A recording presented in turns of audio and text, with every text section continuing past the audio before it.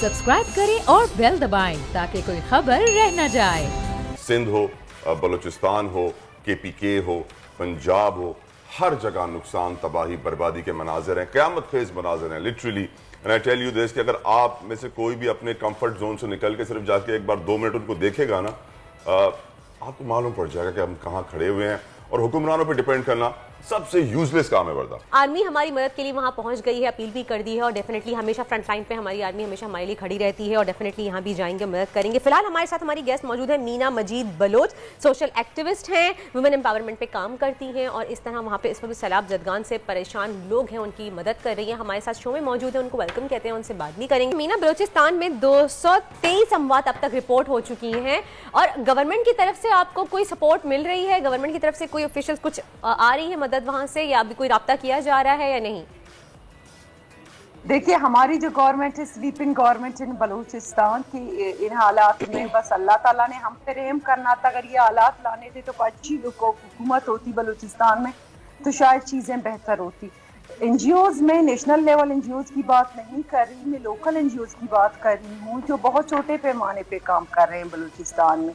हुकूमत की तरफ से हम सिर्फ बयानात देखते हैं कि we are doing this, we are doing that, but last हमने देखा कि लास्ट नायब हुकूमत की तर्जुमान कहती हैं, कुड यू बिलीव कि वो इस टाइम कह सकती हैं कि हम रेस्क्यू एंड रिलीफ ऑपरेशन से गुजर चुके हैं, we are going to the rehabilitation phase.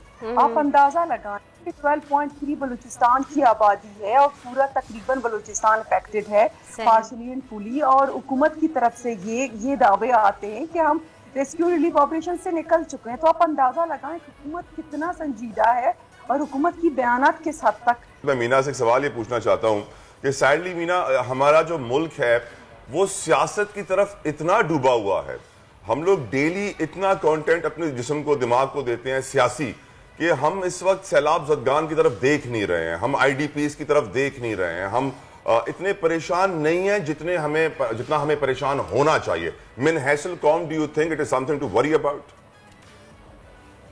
बिल्कुल इसी तरह है। मैं आपकी बात को सेकंड करना चाहूँगी कि मुल्क की सैलाबी सूरत हाल है, सिंध देख लें, आप बलूचिस्तान देख लें, हमारी नेशनल मीडिया है, नेशनल TV चैनल्स हैं, वो सिर्फ अभी भी सियासत के गिर्द तवाफ कर रही हैं। तो मेरे ख्याल से बड़ी दुख की बात है। देखिए, आप अपनी कैपेसिटी पे अपना कंट्रीब्यूशन करें, दैट्स योर कंट्रीब्यूशन। अगर आप कौम के लिए कर रहे हैं, अगर कुछ और नहीं कर सकते, तो ये जब हम देखते हैं तो अंदाज़ा होता है।